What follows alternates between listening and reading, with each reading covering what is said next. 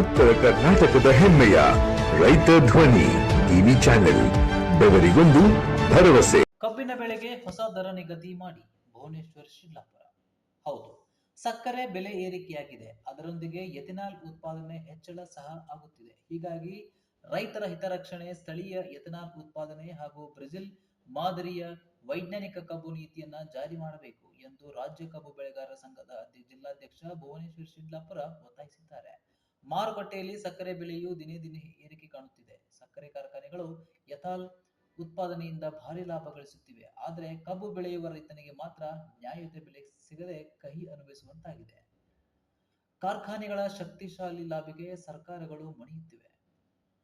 ಬೆವರು ಹರಿಸಿ ಬೆಳೆ ತೆಗೆಯುವ ರೈತರ ಹಿತವನ್ನ ಸಂಪೂರ್ಣವಾಗಿ ನಿರ್ಲಕ್ಷಿಸಲಾಗುತ್ತಿದೆ. ಪ್ರಸ್ತುತ ದಿನಗಳಲ್ಲಿ ತೀವ್ರ ಮಳೆ ಕೊರತೆ ಮತ್ತು ಬರಗಾಲದ ಪರಿಸ್ಥಿತಿಯಿಂದಾಗಿ ಹೆಚ್ಚು ಕಬ್ಬು ಉತ್ಪಾದನೆ ಉತ್ತರ ಪ್ರದೇಶ, ಮಹಾರಾಷ್ಟ್ರ ಹಾಗೂ ಕರ್ನಾಟಕ ರಾಜ್ಯಗಳಲ್ಲಿ ಮಳೆ ಪ್ರಮಾಣ ಕಡಿಮೆಯಾಗಿದ್ದು ಕಬ್ಬಿನ ಇಳುವರಿ ಗಣನೀಯವಾಗಿ ಕುಸಿದಿದೆ. ಬೆಳೆ ನಷ್ಟ ಹಾಗೂ ಉತ್ಪಾದನಾ ವೆಚ್ಚ ಹೆಚ್ಚಾಗಿ ರೈತರು ತೀವ್ರ ಸಂಕಷ್ಟದಲ್ಲಿದ್ದಾರೆ. ಈ ಬಿಕ್ಕಟ್ಟನ್ನು ನಿವಾರಿಸಲು ತಕ್ಷಣವೇ ಸೂಕ್ತ ಕ್ರಮ ಕೈಗೊಳ್ಳಬೇಕಿದೆ ಎಂದು ಹೇಳಿದ್ದಾರೆ.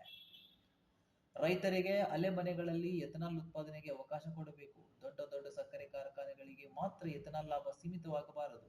ರೈತರು ತಮ್ಮ ಸ್ಥಳೀಯ ಅಲೆಮನೆಗಳಲ್ಲಿಯೇ ಎಥೆನಾಲ್ ಉತ್ಪಾದನೆ ಮಾಡಿಕೊಳ್ಳಲು ಸರ್ಕಾರ ಸರಳ ನಿಯಮ ಹಾಗೂ ನೀತಿಯನ್ನು ರೂಪಿಸಬೇಕು. ಹೀಗೆ ಉತ್ಪಾದಿಸಿದ ಎಥೆನಾಲ್ ಅನ್ನು ಅಡಿಗೆ ಮನೆಗಳಲ್ಲಿ ಇಂಧನವಾಗಿ ಬಳಸಲು, ರೈತರ ಸ್ವಂತ ವಾಹನಗಳನ್ನು ಹಾಗೂ ಟ್ರ್ಯಾಕ್ಟರ್ಗಳನ್ನು ಇಂಧನವಾಗಿ ಬಳಸಿಕೊಳ್ಳಲು ಹಾಗೂ ಹೆಚ್ಚುವರಿ ಎಥೆನಾಲ್ ಸರ್ಕಾರವೇ ನಿಗದಿತ ಬೆಲೆಗೆ ಖರೀದಿ ಮಾಡಲು ಅವಕಾಶ ನೀಡಬೇಕು.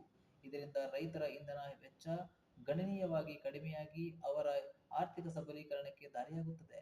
ಈ ವರ್ಷ ಕಬ್ಬಿನ ಸರಿಯಾಗಿ ದರ ನಿಗದಿ ಮಾಡಿ ಪ್ರತಿ ಟನ್ ಕಬ್ಬಿಗೆ 5,500 ದರ ಘೋಷಣೆ ಮಾಡಬೇಕು ಎಂದು ರಾಜ್ಯ ಕಬ್ಬು ಬೆಳೆಗಾರರ ಸಂಘದ ಹಾವೇರಿ ಜಿಲ್ಲಾ ಅಧ್ಯಕ್ಷ ಭುವನೇಶ್ವರ್ ಶಿಡ್ಲಾಪುರ ತಿಳಿಸಿದರು.